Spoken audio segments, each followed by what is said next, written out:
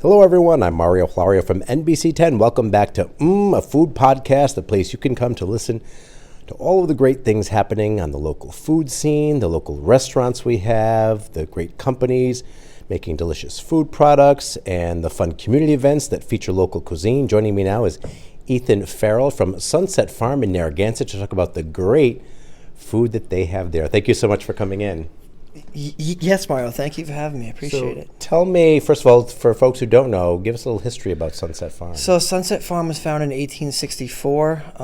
The farm started out with some cattle, hay products mostly. It was bought a few times by the Ewing family, and then Francis Kinney in the late 1800s, and that was a men's polo club. So he didn't get along with the neighbors next door, so he bought the farm and put up a spite building, Francis Kinney Bungalow, for his own polo club because he was new money. So back in those times, especially in Narragansett area, that was not frowned upon, if you will. Right. So he started with that, and then the Ewings purchased it for in New York City Ballet. They would come in the summer and do some camps there upstairs in the bungalow.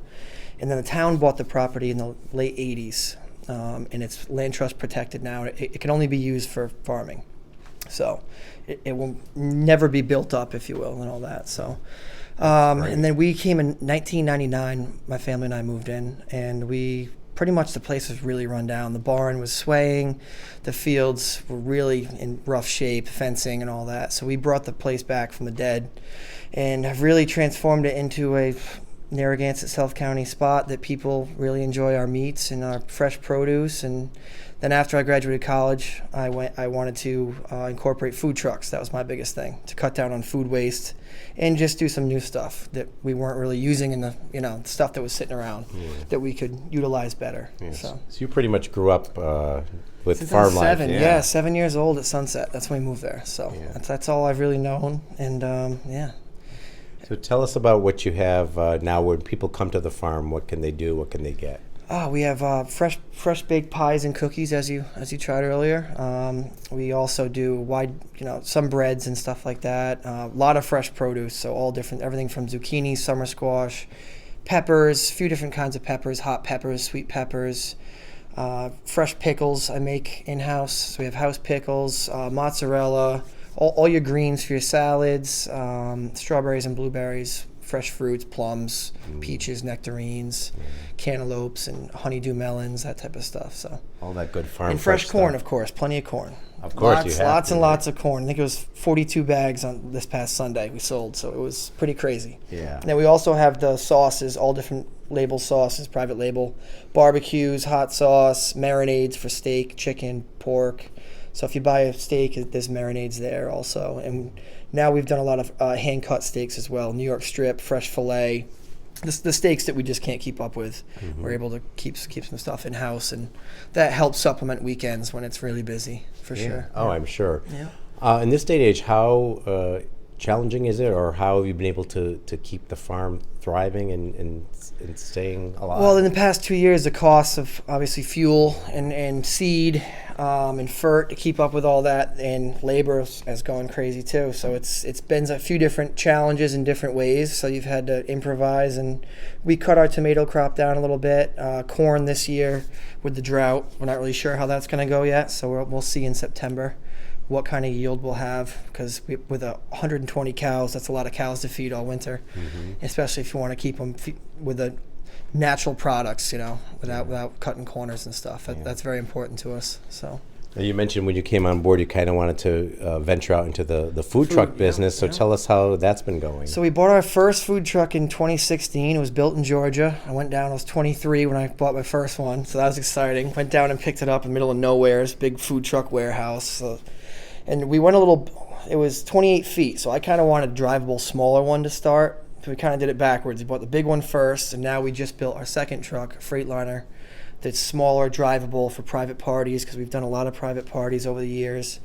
Everything from graduation parties, birthday parties, celebration of life, all sorts of stuff. So it's been fun. Yeah. We did that, and then the festivals, I literally just started for the folk fest we're in. You just start making phone calls and see if you you got to keep trying to get into these things. Yeah. So year one, I had some success. We did a few events, and then by 2018, we really had a nice schedule going, and we were all traveling from Charlestown to Providence, India Point Park. We've been to a lot of breweries since, so it's really worked out. I mean, for August, we were booked 26 out of 31 days. So That is great. Yeah. July was very similar. So not a lot of downtime, but it's a short season, so you gotta just Take advantage of it. Keep your head down and work while you can, and then enjoy your winter. Yeah, exactly. Hunker down, right? Hunker down for winter. Absolutely. Yeah. Yep. So yeah, I'm going to say, once you kind of get in to that festival circuit, once you get your in, I'm sure you're probably asked back, and you kind of get to It's know. all about finding your crowd too. A friend of mine from Shuck and Truck, he really was a great mentor to me when I first started, and he was like, you just got to find your crowd, follow your crowd. He goes, don't chase festivals that you don't really fit well with, because he's been doing it a long time. So thankful for a friend like Dave Roebuck for sure. He helped me out big time. So definitely, yeah. And it must be great getting out. Obviously, you have people that are able to come to the farm, but to be able to get out into the community and see. It's like a rep for the farm sending out a food truck. Yeah, so it's all the stuff that you want to showcase. You're able to then sell and make a profit with. So it was definitely worked out both ways, and it sent people back to the farm as a back channel too, which in business, that's what you want. You want a lot of back channels, as many as possible. So. Exactly. And all this stuff, the prepared foods that you make, you do it all yourself for these festivals? Yes, yep.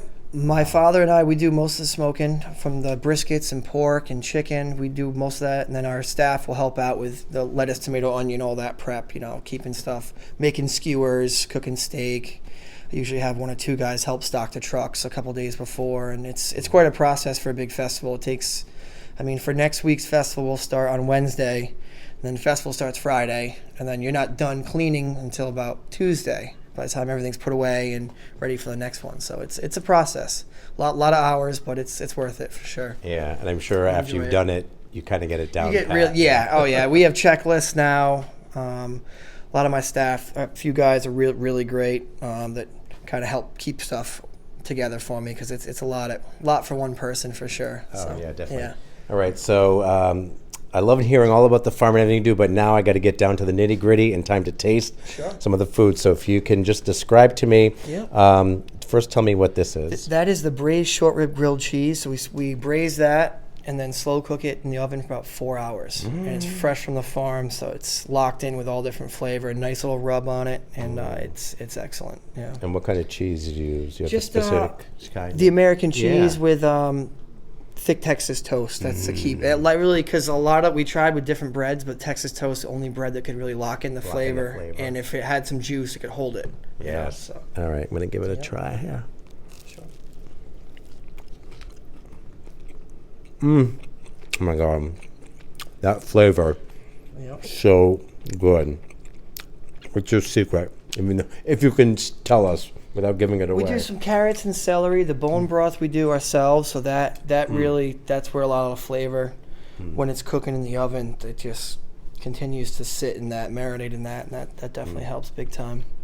And then you have a little surf and turf dish here. Tell us about that. Yep, scallops are fresh from Point Judith. Also from Shuck and Truck, our friends Dave, they have two scallop boats that go out. So we get our scallops right from him. Then he gets some pulled pork here and there. So we do a little trade. That's little farmer trade, if you will. Yep. And this is your own. That's our own steak tip. Yep. That's marinated in the bourbon peppercorn steak sauce. So I hand cut those, make sure there's no silver skin, tough spots in it, and then marinate that for about 48 hours, and that keeps it very tender. Let me try this. Those scallops are so good. Jumbo sea scallops, they're excellent. Yeah. It's great to have friends who are scallopers. Yes, it works. Being that close to Point Judith, it's has its advantages, for sure.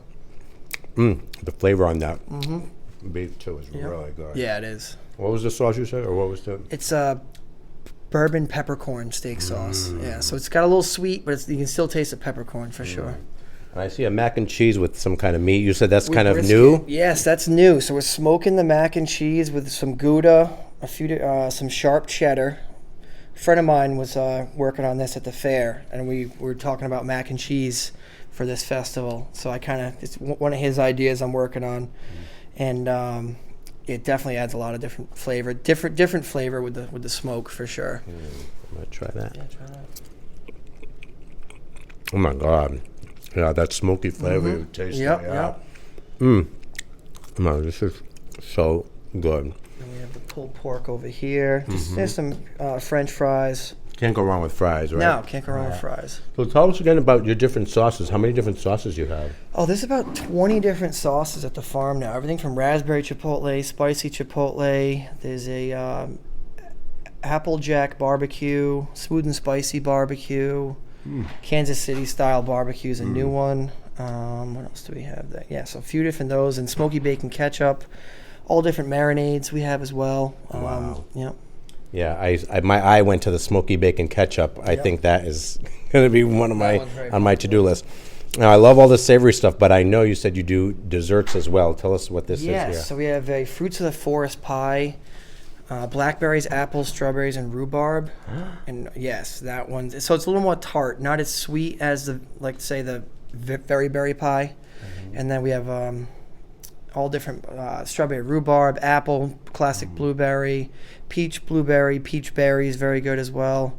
What else? Is that I like that idea of mixing different fruits. Mixing different fruits, yeah. The pies, I mean, we sell a ton of pies at the farm, and raspberry shortbread, chocolate chunk cookies, those two are a big hit as well. So That's awesome. Yeah. I'm going to try this. Oh my God. it's sweet but tart. It's got a little mix of flavors. Yep. I love that because I don't like it too sweet. I like that little bit of tart. Yep. What did you call this again? Fruits of the forest. Fruits of the forest. Yeah. Love that. Fruits of the farm. Some people will call it. Yeah. Yep. That is great. Oh my God. So tell folks again, first of all, where are you located? We are at 505 Point Judith Road, Narragansett, RI. Right on your way to Block Island Ferry, Galilee. Right there on the right. Look for the farm with the big American flag, as I do in my radio ads on Cat Country. So yeah, That's awesome. Yeah. And then there's sunsetfarm1864.com that has all more info about the farm, different products we have. And then for winter, I'm trying to do an online store where we can ship products to customers that don't live in the area. Oh. Something new we've been working on, so that's my newest thing. That's great. Yeah. I think you'll do well. Yeah.